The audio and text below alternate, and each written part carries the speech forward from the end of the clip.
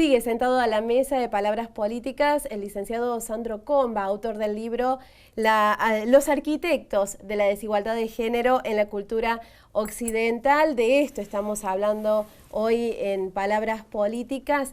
Hablábamos, Sandro, vos también tenés un lugar destacado dentro de el área de violencia familiar de la provincia de Córdoba, en una situación bastante compleja, que es decidir en qué, o sea, dentro de un equipo, por supuesto, decidir en qué situaciones se puede decir que hay violencia y que no, y también a quién se le puede otorgar el botón antipánico o no.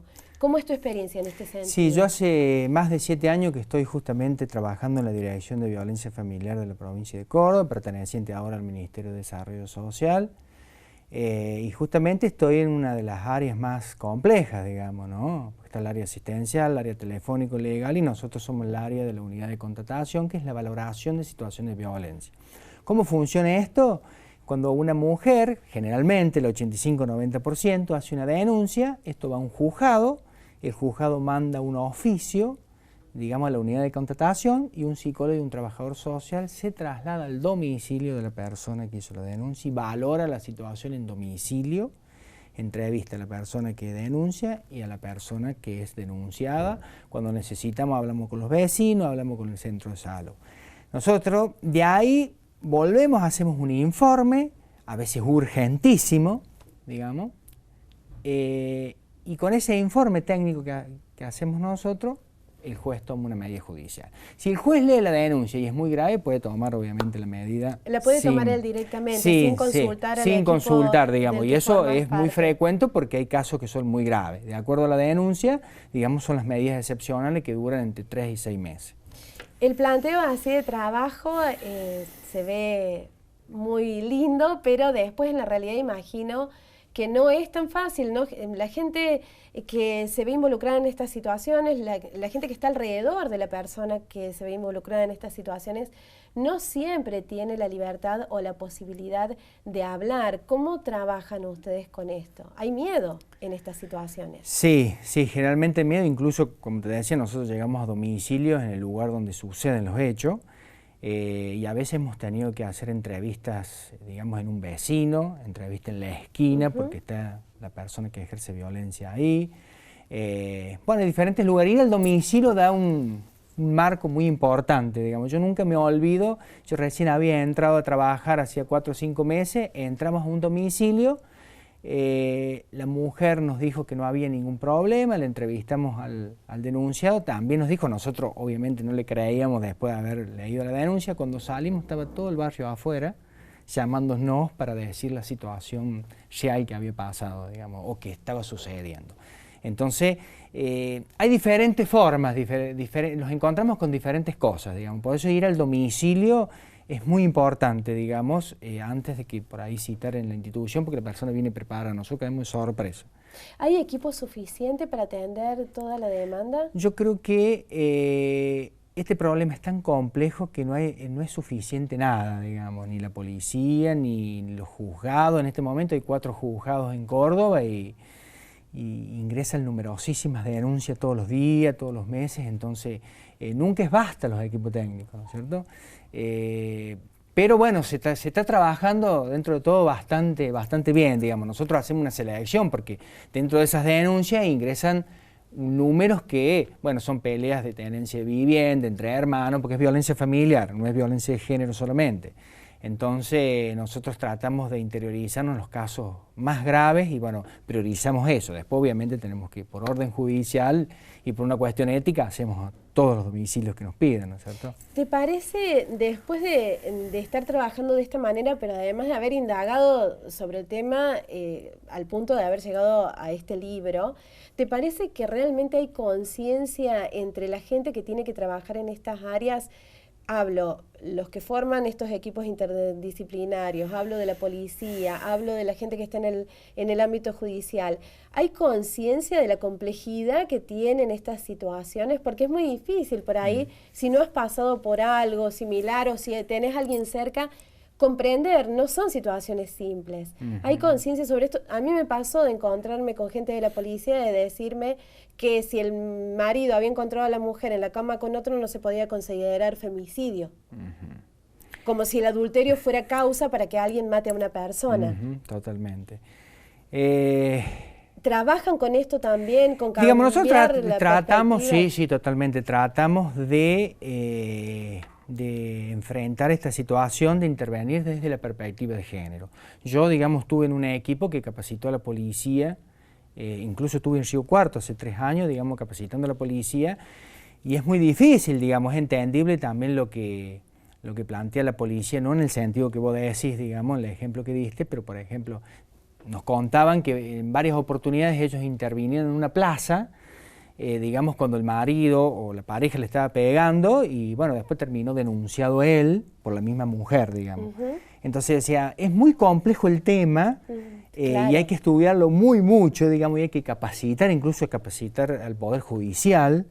Yo estoy haciendo en este momento un posgrado de género, y bueno, va gente del Poder Judicial y también cuenta que es muy difícil, digamos, con los jueces, los fiscales y los mismos equipos técnicos, porque tenemos otras ideas, digamos. Yo cuando estudié psicología no me enseñaron, es más, me enseñaron psicoanálisis, que digamos tiene posturas, no la actual, pero el psicoanálisis de Freud, que terminó diciendo que el complejo de las mujeres es la envidia del pene, digamos. Entonces, es muy difícil que un psicólogo formado en el psicoanálisis ortodoxo intervenga desde la perspectiva de género. Entonces recién como que se empieza a discutir esto. Pero no, en general no hay mucha conciencia, no hay mucha formación. Recién ahora creo que vamos por buen camino, cursos, posgrados obligatorios. Creo que vamos incluso con jueces, el posgrado que estoy haciendo van jueces, digamos, y es muy interesante. Porque el problema con los jueces digo no todo, digo en general, los jueces en la audiencia. Porque a lo mejor el juez toma una medida judicial, pero en la audiencia le pregunta a la mujer, nosotros hemos tenido casos, que le pregunta, ¿y vos, digamos, qué provocación le hiciste? Entonces, subjetivamente, digo, la mata a la mujer, es difícil, digamos. claro, salir de esos prejuicios, es muy difícil. Es difícil. Hablábamos de algo en relación a esto fuera de cámara y que tiene que ver con lo que seguramente es el eje que está por debajo de todas estas relaciones de violencia y que es la propiedad, o sea, tener al otro como propiedad, apropiarnos del otro.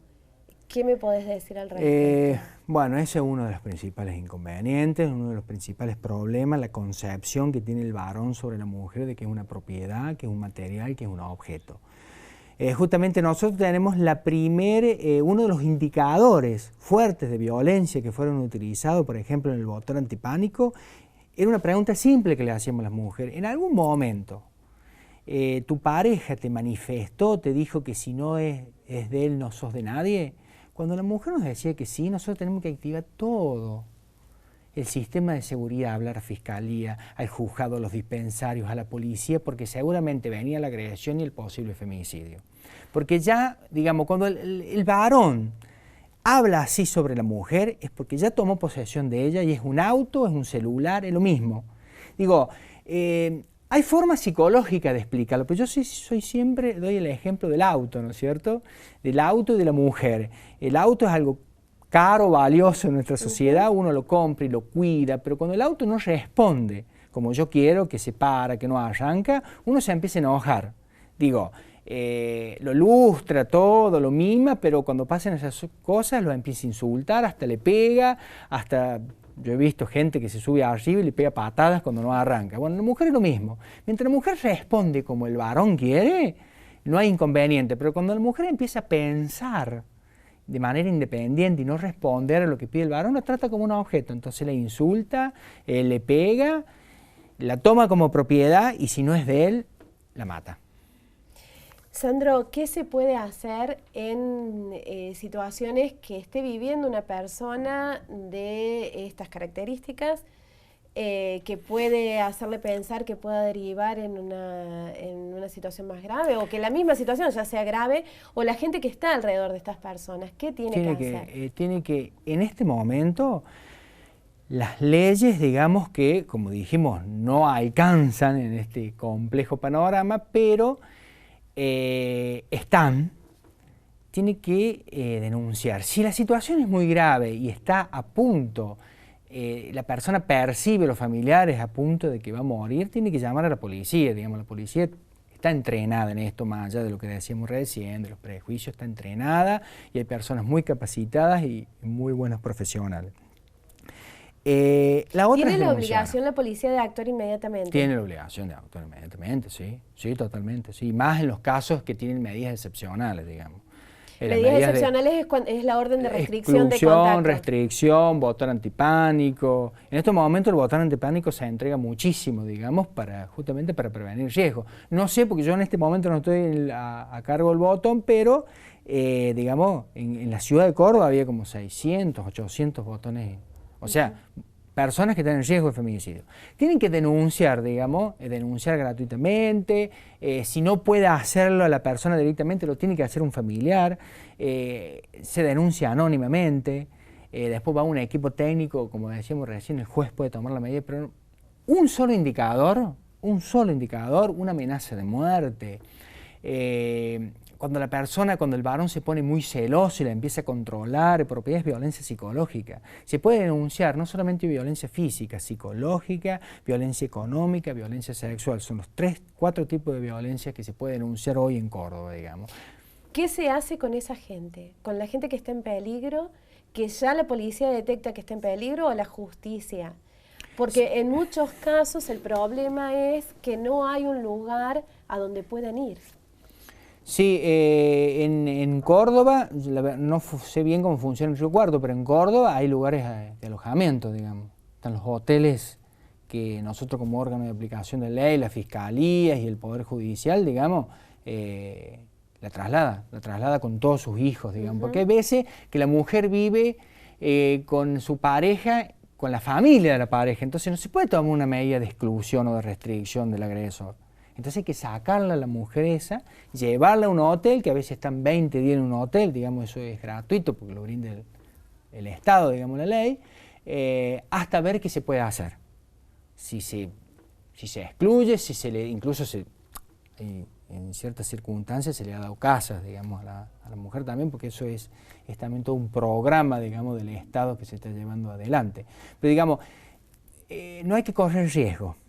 Hay que poner en conocimiento a las autoridades competentes. Ese es el primer paso. Después las autoridades competentes sabrán qué van a hacer en ese momento. Pero no hay que dejarse estar. Digamos, eso es muy común en la violencia en el noviazgo, digamos. Bueno, es cosa de la edad a los adolescentes. Bueno, pero es natural que se peleen, que él sea celoso, que le controle, que le rompe el celular. No, no es natural. No es natural. No es natural. Pónganlo en conocimiento. Si no quieren hacer la denuncia, lleguen, digamos, a algún órgano estatal y planteen la situación. El órgano estatal tiene la obligación y sabrá qué hacer en ese momento. Sandro, ¿qué diferencia hay entre el Sandro Comba de antes de los arquitectos de la desigualdad de género en la cultura occidental y el Sandro Comba de ahora? Muchísimo. La verdad que estos 4 años y medio de investigación, creo que el cambio fundamental es la sensibilización. Sensibilización que empezó cuando empecé a trabajar esta problemática, como decía, hace 7 años. Yo antes trabajaba en salud, lo tocaba de costado. Cuando entré directamente, mucha sensibilización. Estoy constantemente hablando de la problemática en un asado, en WhatsApp, en el Facebook. Llevé a mi hijo más chico de 7 años al Ni Una Menos, que en este momento, para cambiar las prácticas, empecé a cambiar las prácticas cotidianas. Mi hijo todos los días saluda, cuando se va a dormir, buenas noches a todos y a todas.